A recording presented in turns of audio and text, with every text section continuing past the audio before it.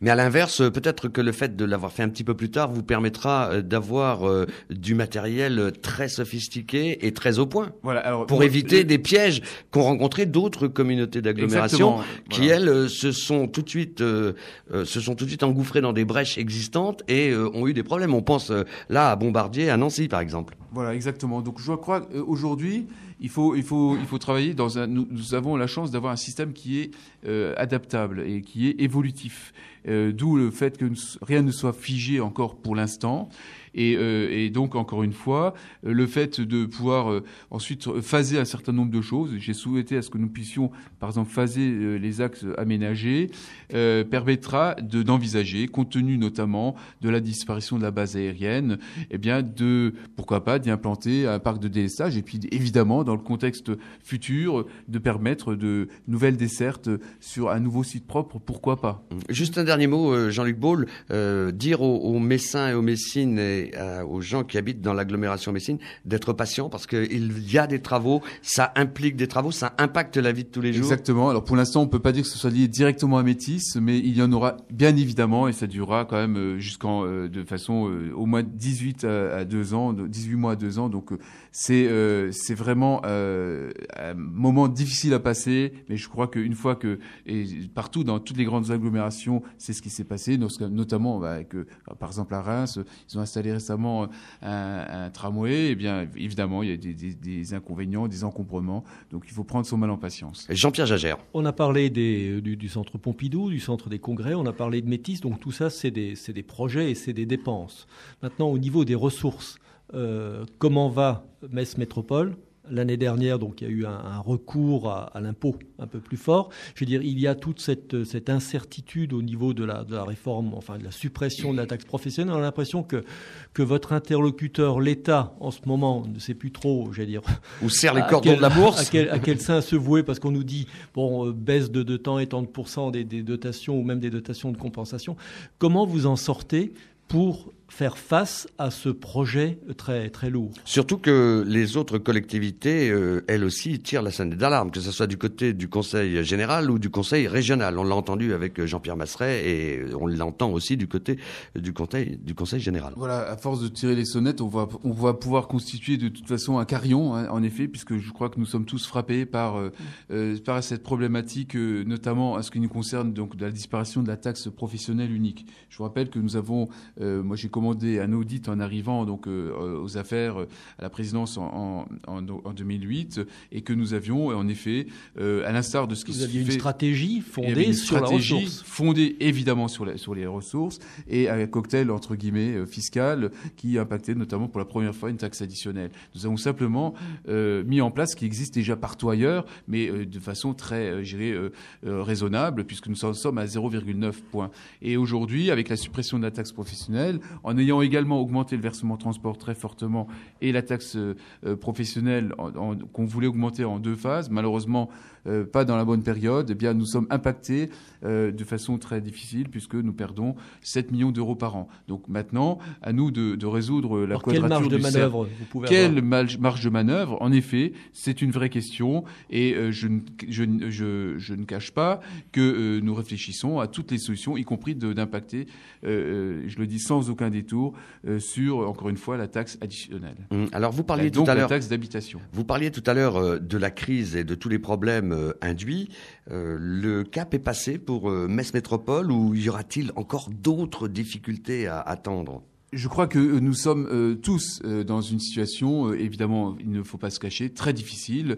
À nous de promouvoir, encore une fois, les grands projets qui sont les nôtres, qui sont des projets incontournables de développement et d'attractivité pour notre territoire, ce qu'on vient d'évoquer, le Métis, mais aussi les grandes zones d'activité. Aujourd'hui, nous en sommes nous cherchons évidemment des entreprises. Le but, c'est de créer de l'emploi, c'est de faire travailler quand on fait un Métis. Ça fait travailler les entreprises locales. Quand on fait Centre Pompidou-Metz, c'est de Mathieu Hébert qui a travaillé. Ce sont des ouvriers, c'est des créations d'emplois. Donc, on est vraiment dans une logique positive de développement et c'est ce qui m'anime. Jean-Luc Baule, vous êtes avec nous jusqu'à 19h. On marque une petite pause et on revient tout de suite. Suite de Politiquement Vôtre avec Jean-Luc Baule, notre invité jusqu'à 19h, et à mes côtés Jean-Pierre Jagère qui bien sûr pilote le journal La Semaine pour l'interroger. Alors Jean-Luc Baule, on a parlé des projets, on a parlé des ressources, un tout petit peu là sur la fin, avec une perspective fiscale qui n'est pas forcément, j'allais dire, enthousiasmante, même si elle est nécessaire. En termes de développement lui-même, vous avez dit, on a au niveau du contrat de compensation, on a eu 32 millions au lieu des 10, mais le vrai développement viendra des entreprises qui vont s'installer. Enfin, on a parlé d'éco-cité. Comment vous voyez le développement de Metz et de l'agglomération de Metz, dans les années qui viennent? Bien, nous avons d'ores et déjà initié un certain nombre de grandes zones de développement économique. Autour de Mercy, avec l'hôpital, le CHR de Mercy. Donc ce sera c'est un pôle qui est axé de développement économique sur la santé, les problèmes de handicap, enfin bref. Et là, vous avez des clients. Le médical. Et nous avons des contacts aujourd'hui et très encourageants. Donc je crois que là, il y a vraiment des signes extrêmement favorables. D'autre part, il y a la deuxième phase du technopôle. Donc c'est le parc du technopôle du plus de 100 hectares qui jouxte l'actuel technopôle au droit également de la maison d'arrêt. Et donc là, nous avons une première implantation qui est prévue d'une entreprise qui va créer 150 emplois, donc d'Avigel.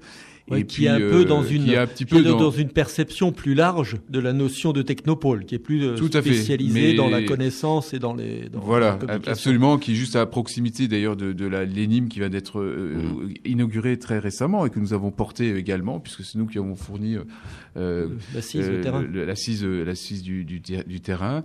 Et puis il y a également en gestation un projet auquel je tiens énormément et pour lequel nous allons signer à la fin du mois un protocole à Atlanta, Georgia Tech, c'est le projet Lafayette qui consiste à mettre en phase des grands chercheurs et notamment les gens du CNRS et de Georgia Tech aux États-Unis et à Metz avec des entreprises. Donc je crois qu'il faut travailler de plus en plus dans cette logique de cluster, comme on dit, qui permet donc des transferts de technologies et de faire en sorte que ceux qui cherchent puissent être finalement aussi ceux qui trouvent avec ceux qui sont sur le terrain. Mais donc, là, on a le sentiment quand même que vous nous parlez du monde de demain ou d'après-demain, oui. Et qu'aujourd'hui, quand on traverse le technopôle, on voit plein de bureaux à louer, et qu'on se dit, tiens, demain ou après-demain aussi, les militaires vont partir. Qu'est-ce qu'on va faire tout de suite ? Voilà. Donc c'est la raison pour laquelle, alors je continue de mon petit tour d'horizon.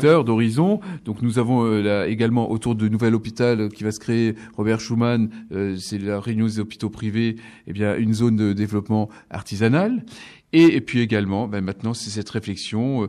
Il y a Marly également, la zone de Marly, mais il y a aussi toute cette réflexion sur les délaissés des armées, et tout particulièrement la base aérienne 128.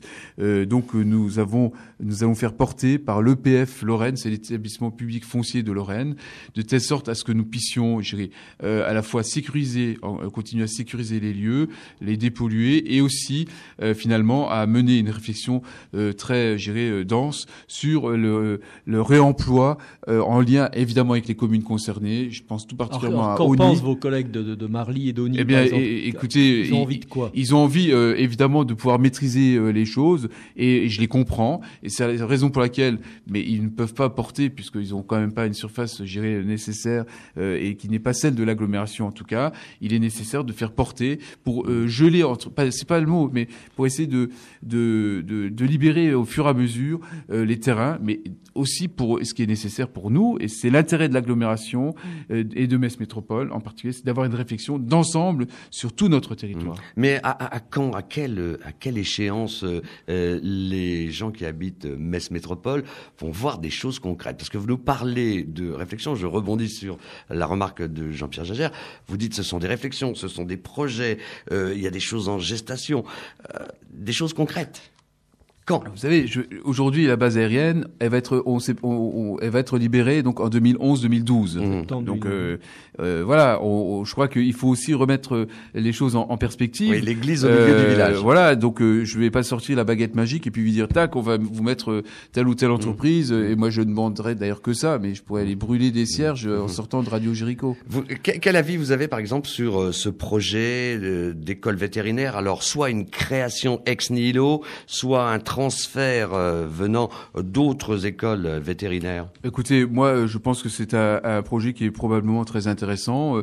Je touche du bois. J'espère que donc les études ont été rendues, qui effectivement prouvent que c'est tout à fait faisable. Maintenant, est-ce que l'État aura les moyens d'en implanter une ici? Voilà, ce sont autant de questions qu'il nous faut prendre en compte. Hein. Donc aujourd'hui, je suis pas en capacité de vous dire on va la voir. Hein. Moi, je serais très heureux. Vous avez des échos? À l'instar du maire de Metz, que nous puissions avoir cette école vétérinaire. Mais vous avez des échos? Et aujourd'hui, moi je ne suis pas dans les postures, donc j'essaie vraiment d'être rationnel. Et aujourd'hui, je ne serais incapable de pouvoir vous dire si ça pourra se faire ou non. D'accord.